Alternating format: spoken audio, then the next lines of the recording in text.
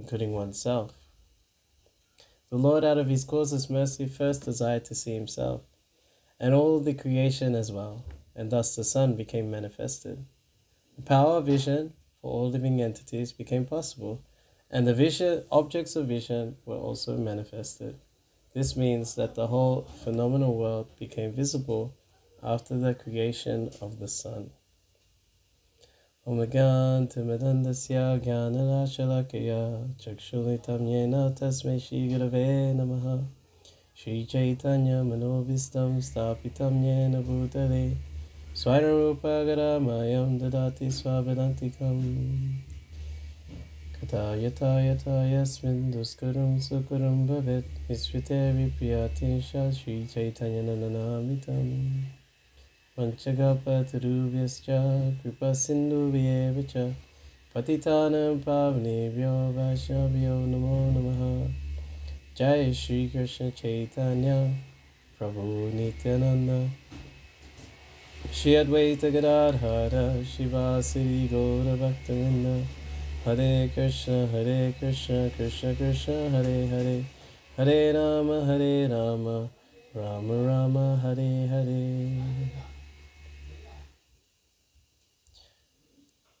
So everything is dependent on the Lord. Mata Pratana Manya Kintirasti Dhananja Maisamamidam Praktam Sutta Maniganaiva. Krishna says in the 7th chapter of Bhagavad Gita that there's no truth superior to me. Everything rests on me just like pearls are strung on a thread. So Krishna is that thread that holds up everything. We may see the pearls of this world like the sun and so many other beautiful things we see in this chapter here. The Lord is desiring to touch, desiring to hear, desiring to smell, desiring to see. And it's because of his desire of wanting to see, then we can see. Our eyes are useless unless there is sun. And the sun is useless unless we have eyes and the objects of sight. So they're all interdependent. But the Lord is independent. He is beyond all these things. All these things, all energies, everything rests, depends on the Supreme Person, God Krishna. This universe is a place of darkness. There's no light here. It's kind of like a coconut, but there's many layers above the center. The 5th canto describes that there are layers of each element of the material world. So it starts off with earth, and then it's 10 times more thicker. You got water, you have air, you have ether, then mind, intelligence, and false ego. So all the 24 elements are manifested due to false ego in touch with the different modes of nature, particularly the mode of ignorance. Ignorance means ignorance of our relationship with Krishna. This is where darkness is. There's a saying in the Vedas that one should leave darkness and come to the light. Tamasima Jyoti Gama. And in the Back to Godhead slogan on the magazine, it says, Godhead is light and neesence is darkness. I've been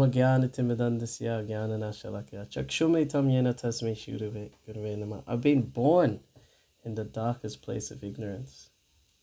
So we can see how insignificant our situation is. We are pretty much buried by these 24 elements. We are the insignificant spirit soul. That soul is 1/10,000th of the part of the tip of a hair. It's so insignificant. And we're stuck there. But the Lord is so merciful. We are insignificant, but He cares about us. He loves us so much that He'll give us a chance to come back to Him, to experience the light, to experience real life with Him in Krishna consciousness. And we see here, just to see this material world, just to interact with this material world, He puts our sun up. So we see that this analogy of the sun, or this reference to the sun, comes up in many places in the scripture. So many. Krishna is like the sun and Maya is like darkness. Wherever there's Krishna, there's no Maya. And darkness is described as the back of the Lord. So we don't care about our back so much. If we're attacked, we protect the front. The back, we give it, we sacrifice it. And darkness is dependent on light. When you face the sun, there is no darkness. You can see everything. But when you face your back to the sun, then you see the shadow cast out in front of you. There is the darkness. So unfortunately, we've turned our back on Krishna, but Krishna doesn't turn his back on us. He's causes mercy upon us in so many ways. So let's look at a few things.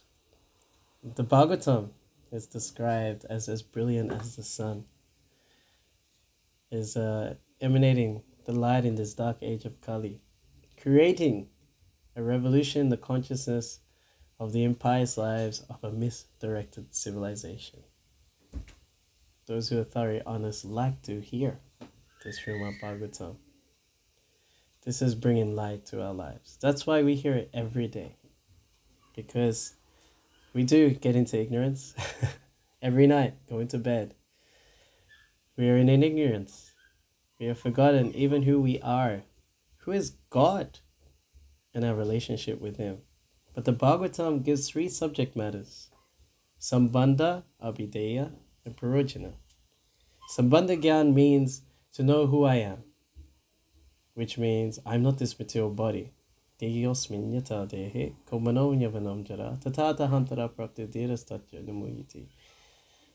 That the embodied soul continually passes from babyhood to childhood to youth to old age, and then at death goes into another body. A sober person is not bewildered by such a change. So we know we're not this body, and that soul is eternal, full of knowledge and bliss. We can see that, the changing bodies. You have a picture of when you were a baby, and you look so cute, you look completely different, and you point to people, yeah, this is me, but I don't look like that anymore. So the body has changed. That baby body does not exist anymore. Scientists say every 7 years, every cell in the body is completely replaced. So I'm 37, so I'm in how many bodies? 5. So I'm in my 6th body now. And I heard Demarita Maharaj said, like in the early days, because if you eat Mahaprasadam for 7 years, then your body will become Mahaprasadam after 7 years. You need to become Krishnized, spiritualized. Even this body can be spiritualized. Oh, Prema! Hare Krishna.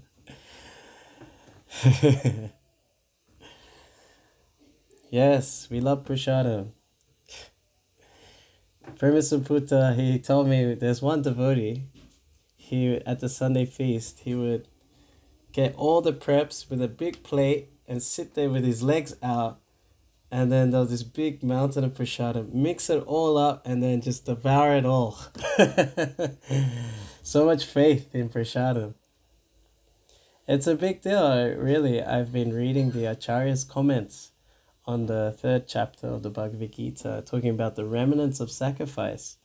And they glorified not just the making of prasadam or the offering of prasadam, but also the honoring of prasadam. Those who honor prasadam literally benefit the entire universe.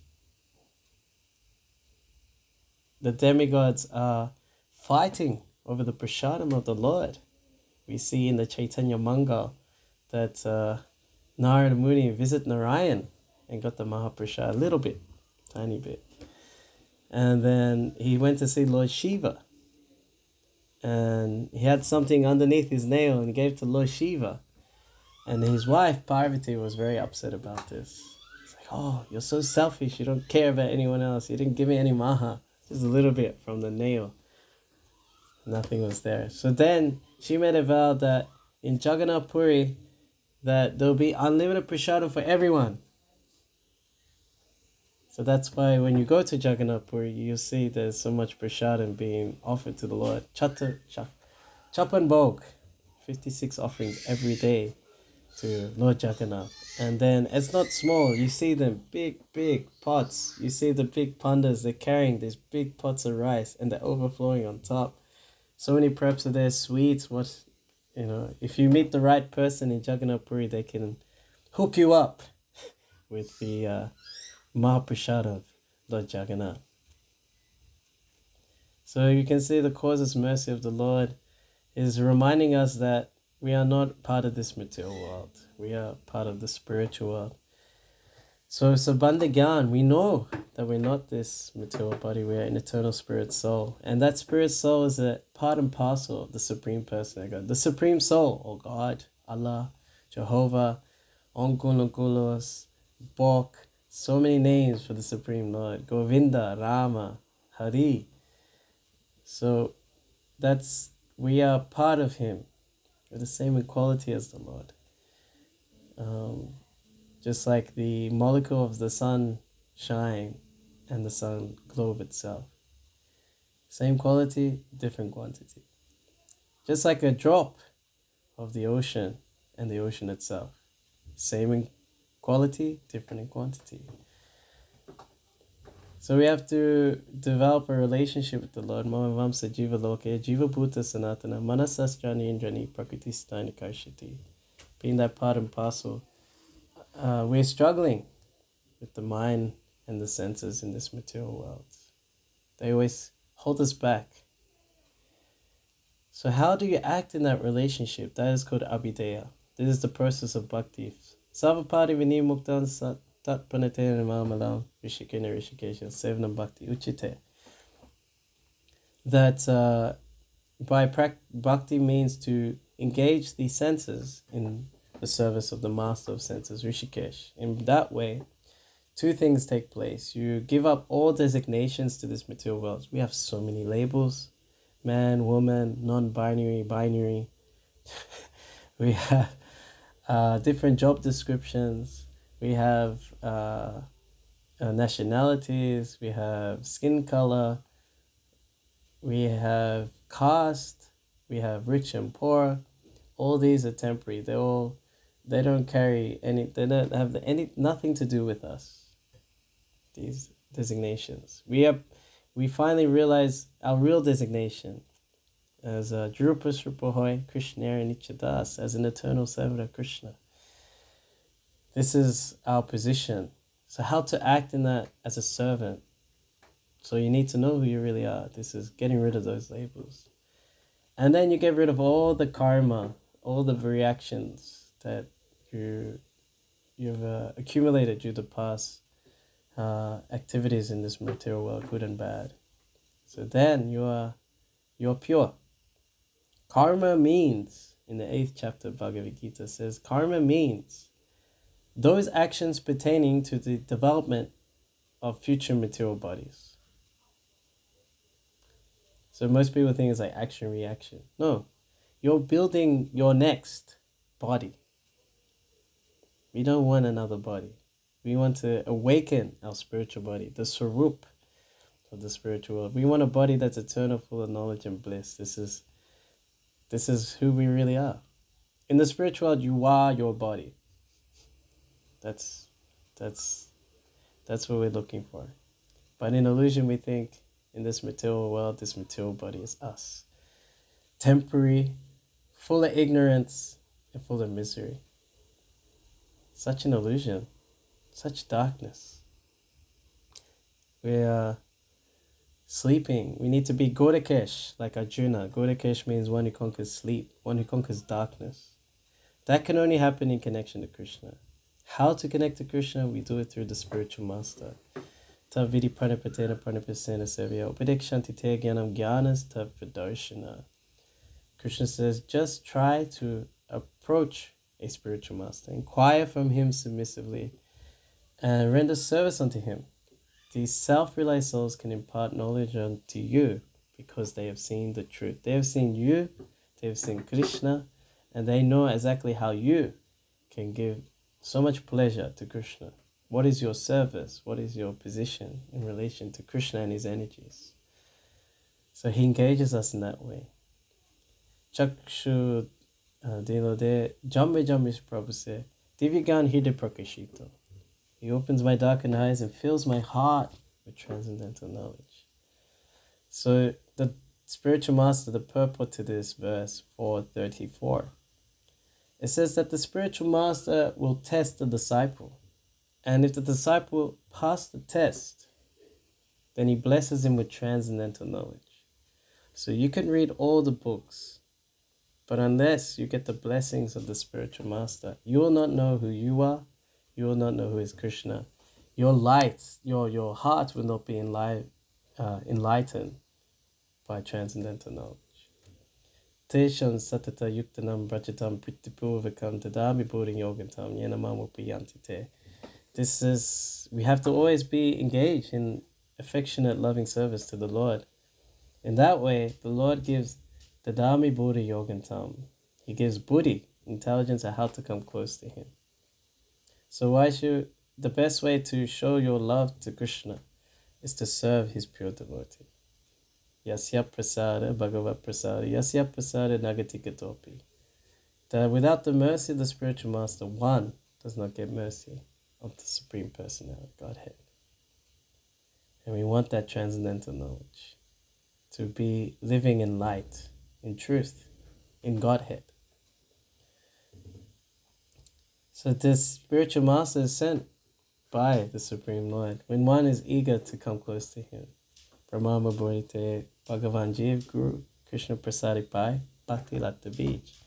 Wandering in this material universe, up and down, so many planetary systems, and even into the Brahma Jyoti, we've been there before.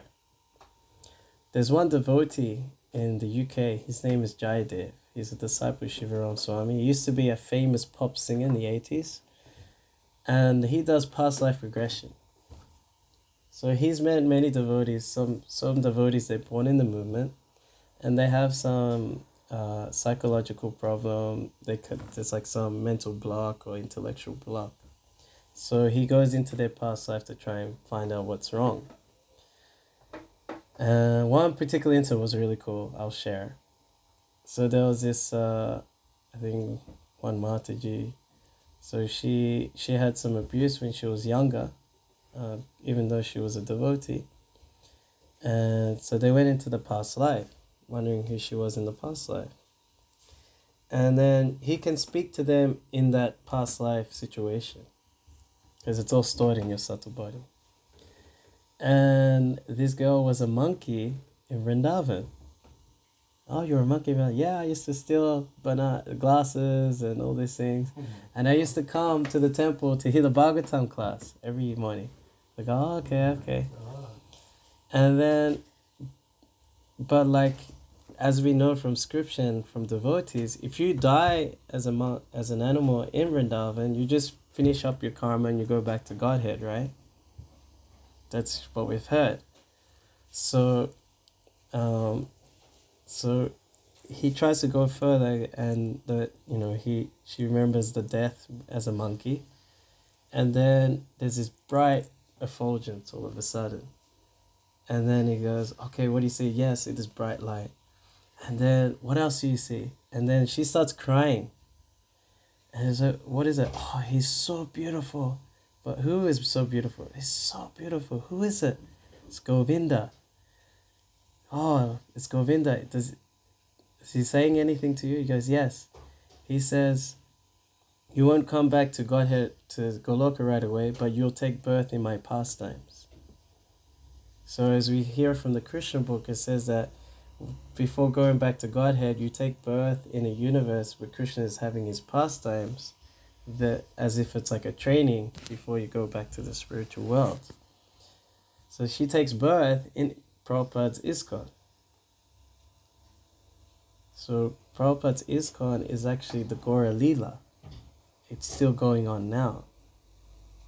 And even though you may have been a devotee before and taken birth in it, or you just come in contact with it, Prabhupada has given this mercy that's why you can go back to Godhead in this lifetime. not in several. This lifetime, go back to Godhead, back home, back to Godhead. This is the mercy of Srila Prabhupada. This is the mercy of the spiritual master. This is the mercy of Krishna. Putting that bhakti like the beach. So we water it with hearing and chanting, so it finally reaches up to the lotus feet of Krishna and produces that fruit of love of Godhead. Sri Chaitanya Mahaprabhu and Lord Nityananda are compared to the sun and moon that has risen in Gaudadesh to enliven everyone in Kali Yuga. And we think, oh, how did they deliver everyone? Chaitanya Charitamrita says, by the two Bhagavats, the book Bhagavat, Srimad Bhagavatam, and the person Bhagavat. So just like we quoted this verse, Tesham Satada Yuktanam, but also we need to do Nityam Bhagavata Sevya. So Nityam Bhagavata Sevya means to always read and hear the Bhagavatam, or to serve the instruction of the spiritual master. That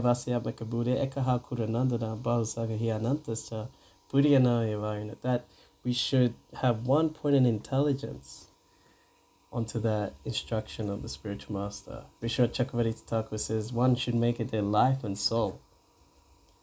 And we saw the example of Srila Prabhupada. Whenever you get money, print books. You're a nice young man. You can spread this Krishna consciousness to the English-speaking world.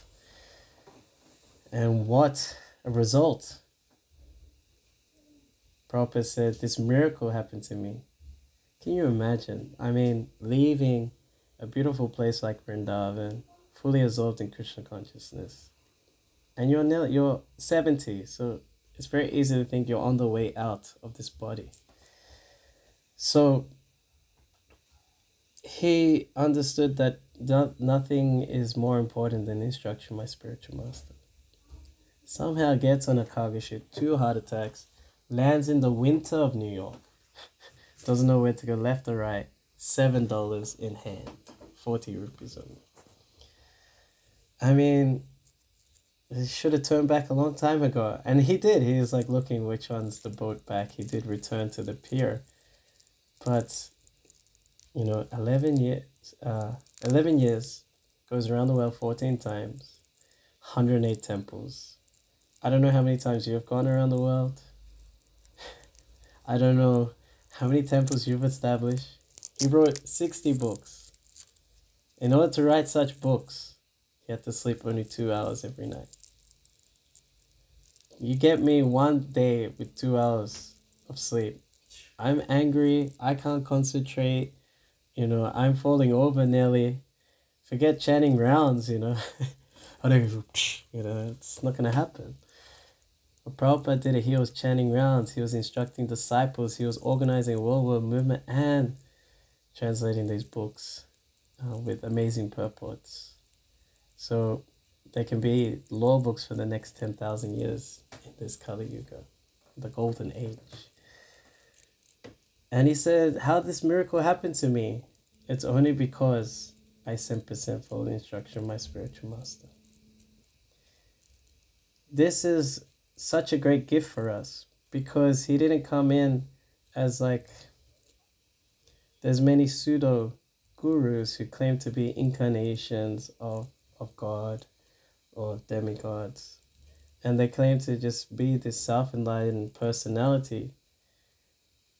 And then we're all the fallen souls and we can't do anything without them when they're around. But Prabhupada, he made his presence available and he made us also see that we can also become pure devotees. We can live in the light of the Bhagavat. We can live in the glance, that merciful glance of Lord Chaitanya Mahaprabhu for serving the book Bhagavat and the person Bhagavat. No more do we have to live in darkness anymore. The next verse in the Gita, when it says to try and approach a spiritual master, the next verse says, then you're no more in illusion. And you know that all living entities are just part of the Supreme. And you can't enter into illusion again. So this is the gift of Krishna through the Bhagavatam, through the spiritual master, and through transcendental knowledge, wherever we get it from, especially within the heart, the super soul. So in any circumstance, whether it's even to live in this material world, we need the light of the sun. And if we want to live in the spiritual world, we need the light of the spiritual master's instructions and the Srimad Bhagavatam. So I'll stop here and we'll see if there's any comments or questions.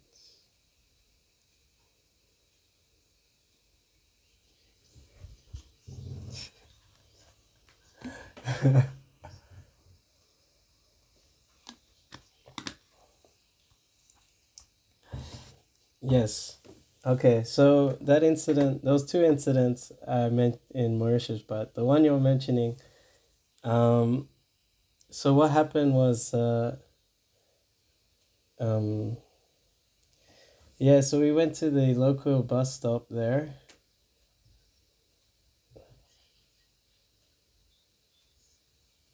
Where's it coming from? I don't have any one here. It's quiet here. Thanks. You got it? Okay, sure. So that time in Mauritius, yeah, I first met Premasaputta there with Bhakti Damana Maharaj. It was my first time in Mauritius. I was very young. I was very fired up, lots of energy. Not so much now.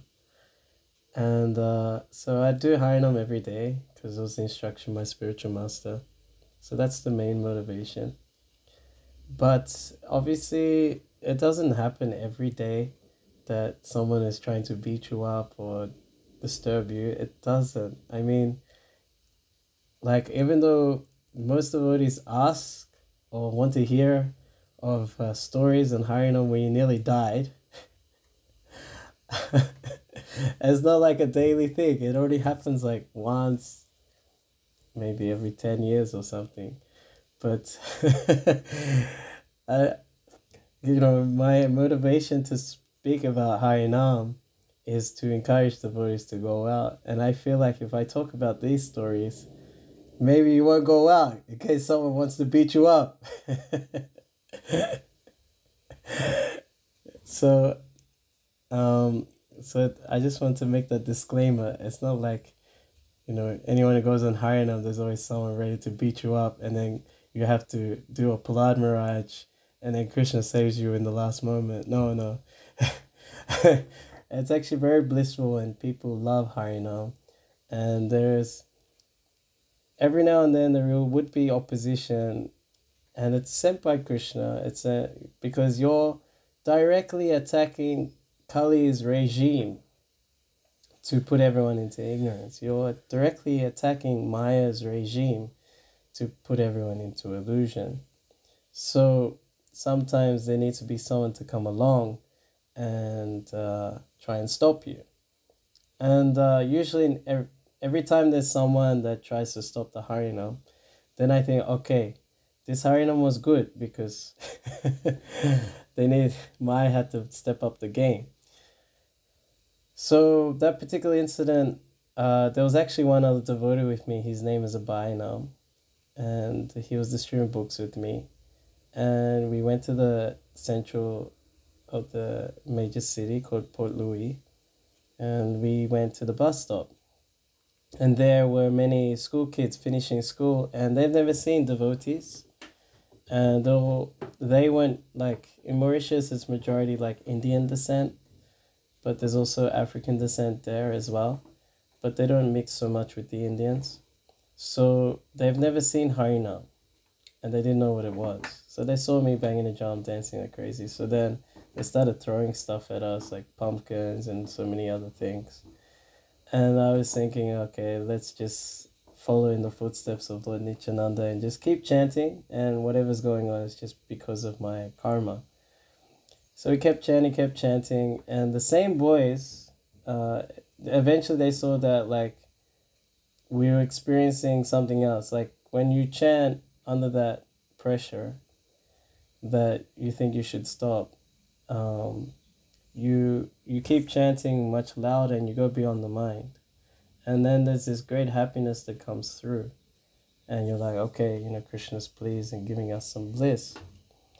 So then the same kids who were instigating all the other kids to throw things at us or even, say names at us.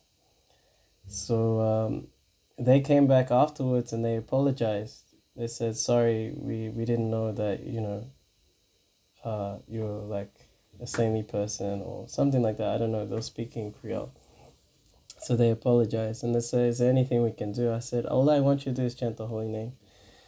So then they chanted Maha Mantra and, they were more repentive. So, I mean, I guess it is a victory in that sense.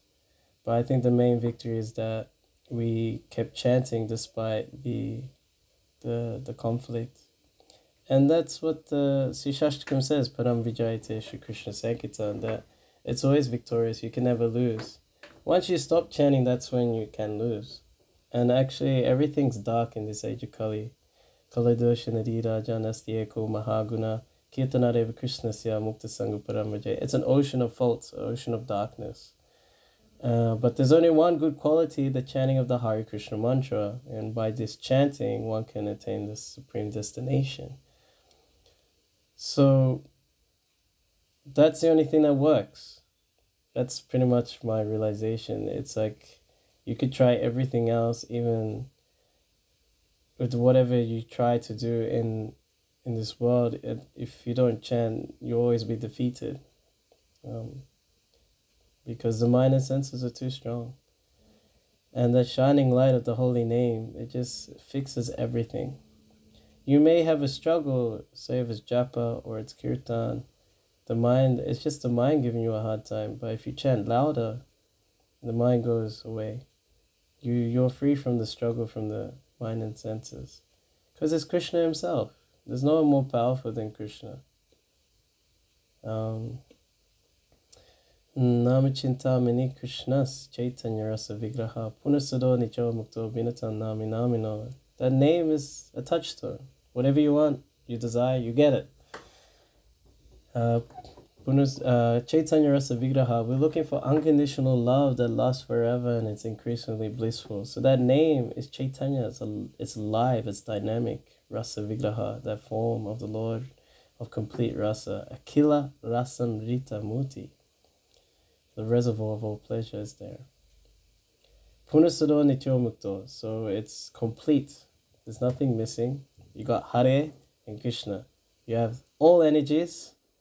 And you have the source of all energies, Krishna, the energetic.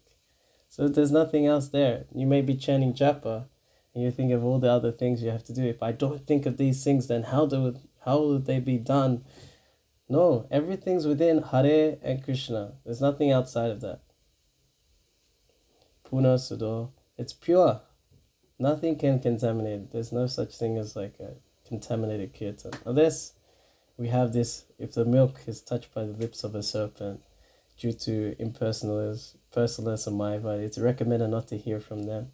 Because when they chant, they get like an empty shell, a counterfeit name, Bhaktivinoda Thakur says.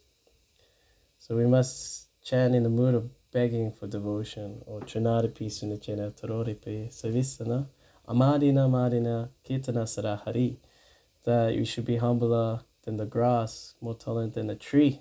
Yes, if people throw pumpkins and bandages and water bottles at you, just keep chanting. Kirtana Sarahari. And if you're not humble, if you're not tolerant, if you don't respect anyone, keep chanting and you will. Keep chanting and you will.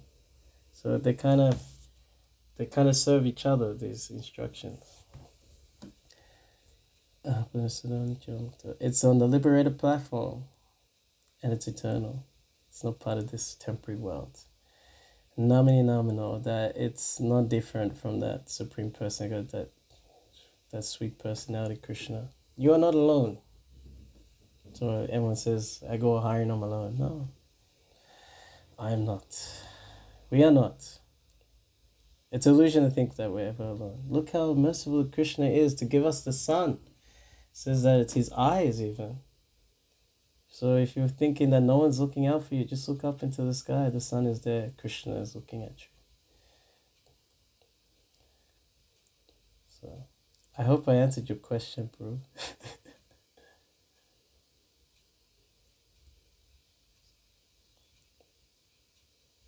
Thank you. It's nice to see you again. Are you in Croatia or? Okay. I have to come there, huh?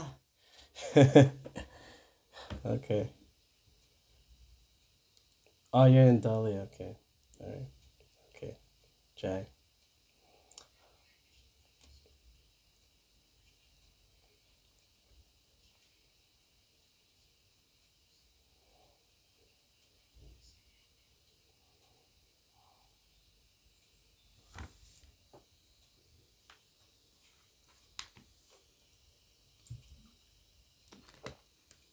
Hare Krishna.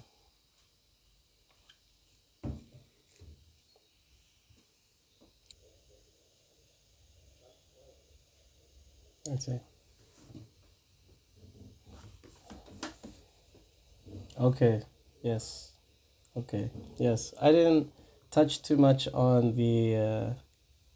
I was touching more on because when I was researching this verse, it was like, okay, there's references to the sun and light, and then there's also darkness or ignorance. And there's so many references in the scriptures referring to darkness in different places and the sun and light in different places. And I felt like, oh, if I try and speak on all these subject matters, then I'm gonna I'm gonna give a seminar, for 5 days. So I tried to get more into, as an individual, the Bhagavatam itself, and the mercy of the Lord giving light through the sun and also through transcendental knowledge to deliver us from the darkness of this universe and also ignorance, which is, mainly to the contact of false ego and the mode of ignorance. Now, here, this particular chapter is referring to the universal form of the Lord, which is a more like a temporary or material form of the Lord. It's not the transcendental body of the Lord, but it helps encourage us to understand how the Lord provides everything. And we cannot move without the Lord. Everything is dependent on the Lord. Even we're going into the Adidevika, Adibhotika, and Adhyatmika. So we see here we have the eyes, which is the sense, and then we have the Devata, which is the sun god, and then we have the sense object, or the matra spasas, which is the sight, the sense objects for the eyes, and we see their interdependence. So saying that the Lord desired to see himself, it's not like he was blind and now he saw himself. Obviously he could see everything. He's he's a super soul, he's everywhere like this. But it shows how dependence on him. Unless he sees, then we see. Like that. Unless he hears, then we get to hear. Unless he decides to touch, then we can experience touch. So nothing, what we do can be independent from the Lord at all. Zero.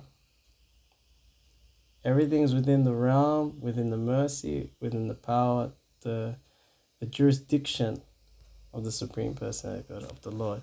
So because, especially the second canto right in the beginning, we want to see the supremacy of the Lord, and we have this chapter before the first step in God realization, which is understanding the universal form.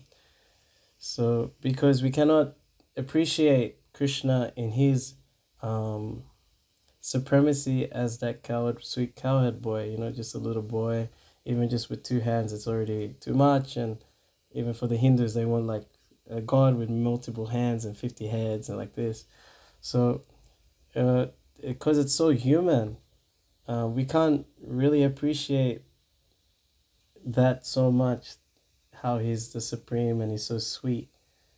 unless we see the tattva behind of especially the universe that we see around us and how he is maintaining it and establishing and all the systems involved. And then just like, for example, a big man, say like a president of a country, or like, I don't know, Elon Musk is the richest man at the moment publicly. And then we find out he likes to eat some simple food stuff, or, you meet him directly and he's like, hey, how are you? Okay, yeah, I got this back pain. And he acts very human. Now, it's not so extraordinary, but it amazes you because like, wow, he's so down to earth. Everyone meets their, I don't know, their famous singer or something. It's like, oh, look, he just drinks like everyone else, or he eats like everyone else. He's so down to earth. So when we hear about Krishna maintaining this whole universe through this manifestation of the universal form, then we're like in awe and reverence. Wow, he's so great, he's so powerful. But then he's so sweet and accepting of us insignificant souls that he's willing to take our offering of prayers, our offering of boga, please accept. So that's why one doesn't jump to the 10th canto. One needs to understand the supremacy of God in truth from the 1st to the 9th canto.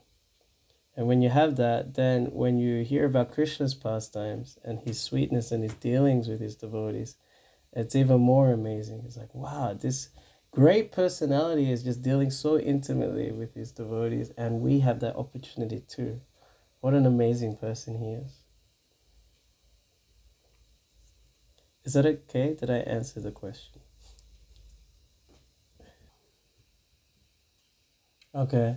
1 second before you continue, I just want to rebuttal the universal form, because we have a purport from the 45th verse in the 11th chapter of Gita. So it says here that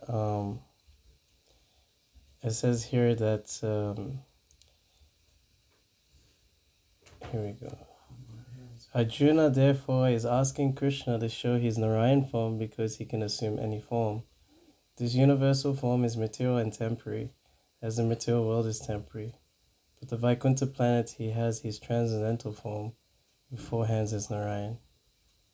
So, that's where I got my universal form is material and temporary. Sorry.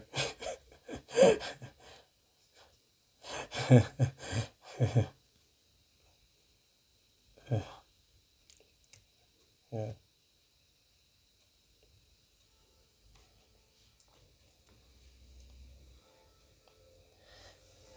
Gita 11:45.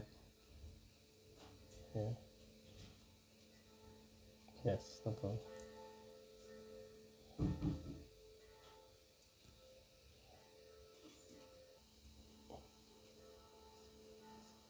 Yes.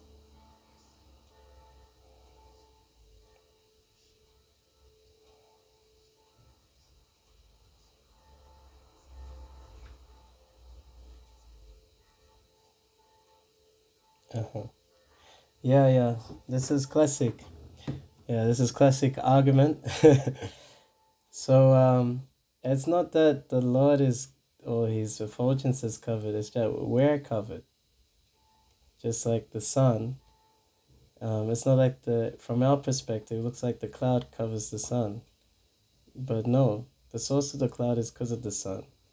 And it's covering us. And from our perspective, it looks like the sunshine, the sun is covered.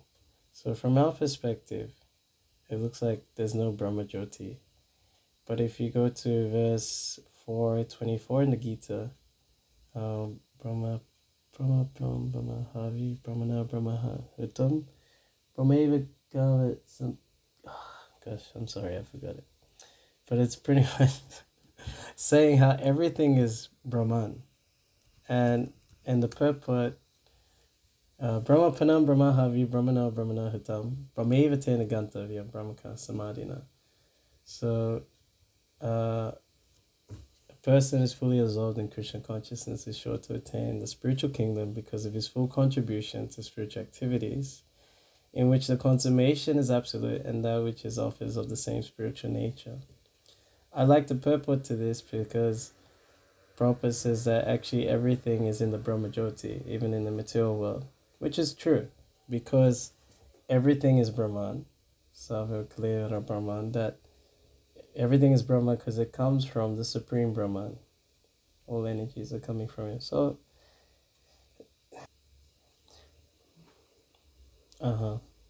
yes. So, yeah, I think you want, yeah, you just repeat what I said. Yes, that's right. That's correct. Yes. But then the Lord will show the light to the sun, the Bhagavatam, through his pure devotees, through transcendental knowledge, and eliminate the ignorance. The darkness is called tamas, so it's for eliminating the ignorance.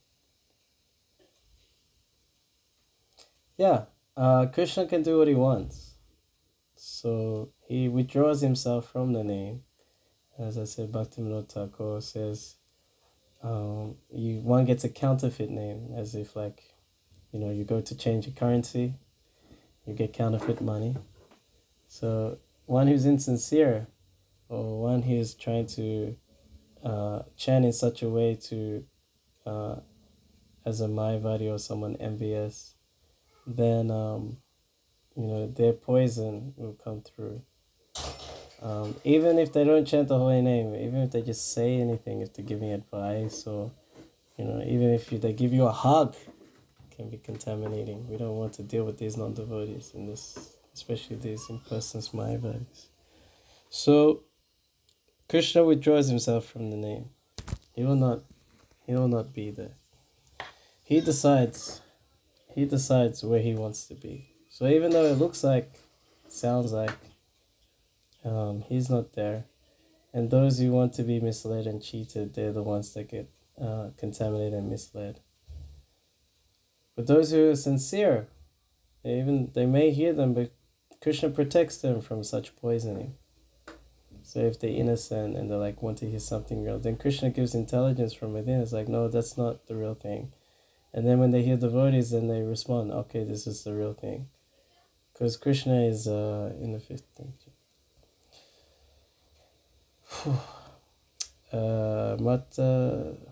He gives forgetfulness, knowledge, and remembrance. So he's the one who decides.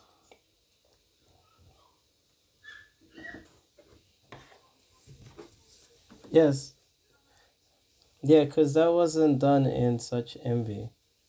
And the Mayavadis particularly, when they chant Hare Krishna, they speak on Krishna Katha, then they're trying to eliminate Krishna. They're consciously trying to get rid of the person who is Krishna. It's like clear, like this. But then the two things, the devotees, they know some tricks. So to trick people. Because if you chant Mara, Mara, Mara, then it turns into Rama. Then you're not consciously thinking like, oh, this is my enemy. This is not, I'm very happy chanting these names. So it's kind of more unconscious. So it's even some in the sixth canto say even one says jokingly, or if someone says that just, if they're tripping over or something like that, they get benefits. So this is along the lines of Namabas. It's particularly aiming just like the milk touched by the lips of a servant. It's more for the impersonals and Mayavadis. And Lord Chaitanya said not to hear from Mayavadis, otherwise one's spiritual life is doomed.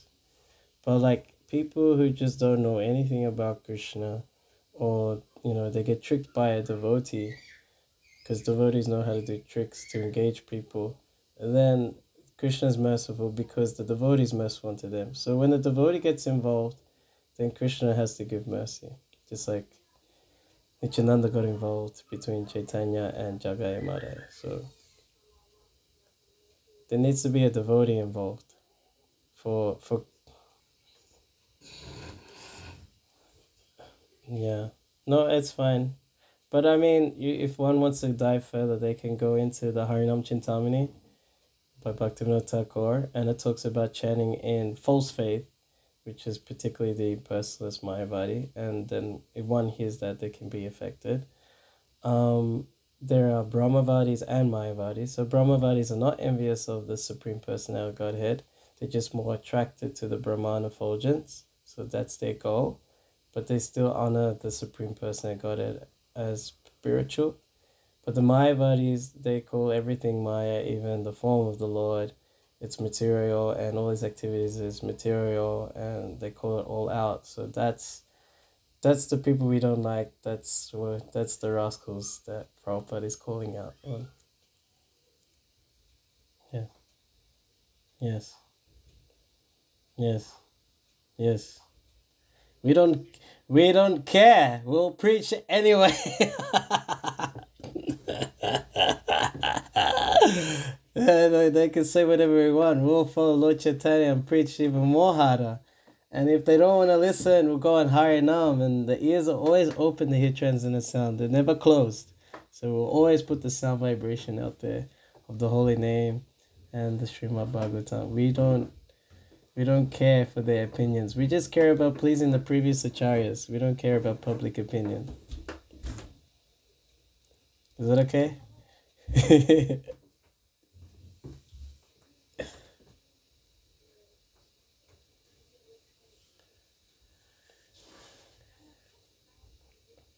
No, they're hearing.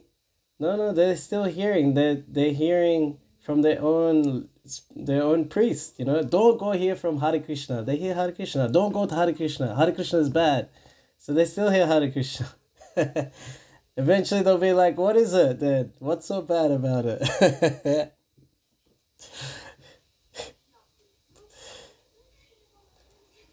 There's a saying that even bad publicity is good publicity.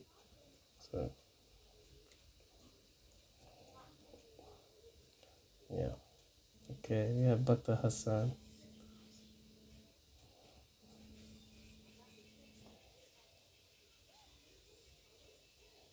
Hare Krishna.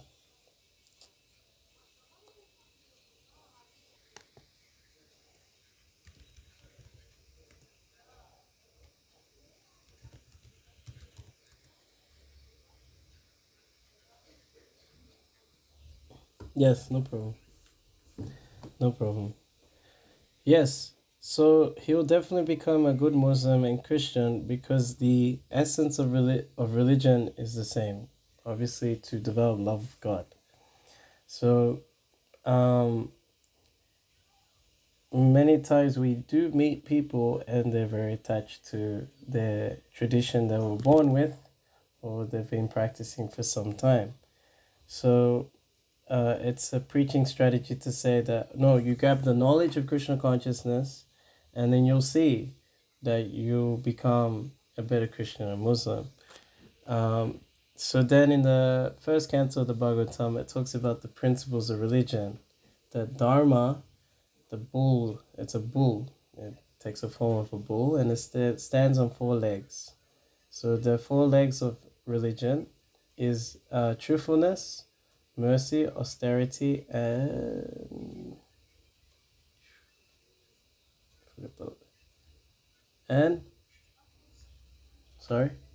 cleanliness. There we go, cleanliness. So we automatically, as just practitioners, we automatically abstain from meat eating. So that means we are very merciful. If you're religious, you have to be merciful to all living entities. If you're killing other living entities and claiming to be a lover of God, but you're mistreating his children, how can you be a lover of God, for example? So then we have another regular principle to avoid intoxication. So if you're killing animals, you get rid of mercy. So if you want to be austere, so everyone has some austerity they have to perform. Like in Islam, there's Ramadan. It's an austerity. So you can think more about Allah and become closer to him and dedicate, instead of your body, you dedicate more for him. So that's a type of austerity. And the thing that gets rid of austerity is intoxication. And Muslims, they're supposed to stay away from cigarettes and alcohol. And it's also not encouraged in Christianity. Even if you're atheist, it's not encouraged. You know, you have like these alpha male podcasts, red pill podcasts, and they're telling men like, don't be lazy at home playing video games and going, and drinking. They say stop drinking. It's a waste of money. Go to the gym. You know, be regular, be austere. So you have character.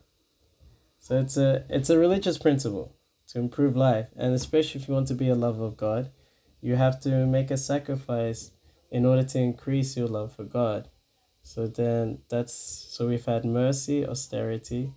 Mercy, when we avoid meat eating, we become merciful. When you avoid intoxication, you become austere. And then cleanliness. So we avoid illicit sex. So illicit sex gets rid of cleanliness. Not just cleanliness on the external, but especially internal of the mind. So that act of sex, or even what's popular in the world, men are bombarded by pornography and engaging in losing their tejas, their power, through masturbation. So these dirty minds, people have dirty minds. This is due to illicit sex. So good Christians, they only have sex for propagating children.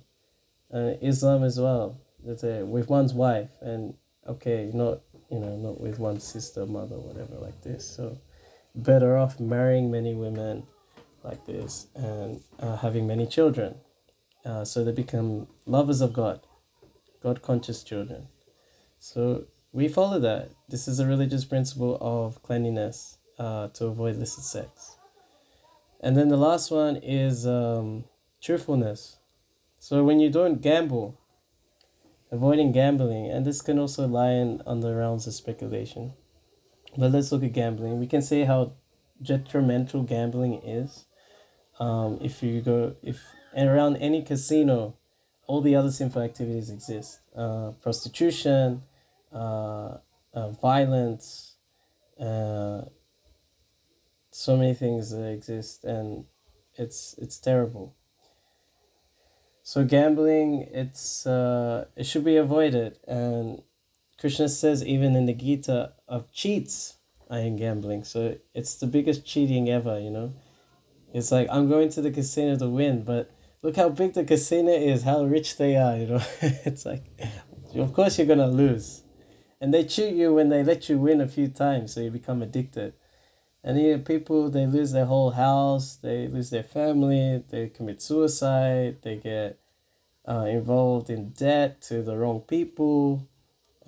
So gambling, sports is all surrounded by gambling. So this is due to cheating, so a lack of truthfulness. So if you don't gamble as a Christian, if you don't gamble as a Muslim, then you can easily become a lover of God. You're not cheating anyone, not cheating yourself. A cheat, someone who's insincere, cannot come to God. There's no hope for them. So we can see the Bhagavatam presenting these 4 religious principles of mercy, austerity, truthfulness, and cleanliness. We can become a lover of God. And that's the purpose of a Christian, that's the purpose of a Muslim. Why one would officially join the Hare Krishna movement or ISKCON is that you're around people, you will not find a better spiritual institution than ISKCON. Because there they show you directly how to become a lover of God. So they'll tell you in Christianity, Muslim, in Islam, yes, how you should be a lover of God. But they will not show you actively, practically how we love God, how we serve God. And we have very practical measures how to do that and how to upkeep the 4 regular principles and these and of mercy, austerity, cleanliness, and truthfulness. Whereas what most people, especially in the first world, have experienced Christianity, they find so much cheating or like child abuse by seniors in the institution. In Islam, they have this whole thing of terrorism that's plaguing it. So I mean, there's like a a realm of like materialism there. I'm not saying that's not there in ISKCON, that's also there. But the teachings of Prabhupada really hold you, if you follow that deeply, then you can see how, despite your traditional background, if you follow these teachings in the Bhagavatam, you can be the best Christian and Muslim. I'll finish with one more point. There is a big preacher, a pastor in America. I don't know the name. I'll try and find it out. Jade Waitamara was saying that he is preaching to his congregation, we must do devotional service to the Lord. We must do devotional service to the Lord. And he's holding Bhagavatam in his hand as he's preaching like this. But he's applying it to Christianity. So this knowledge that we present, the Bhagavatam, can be applied in any religious tradition if one is sincere and hasn't is broad-minded. Yeah. So big answer, but I hope we answered.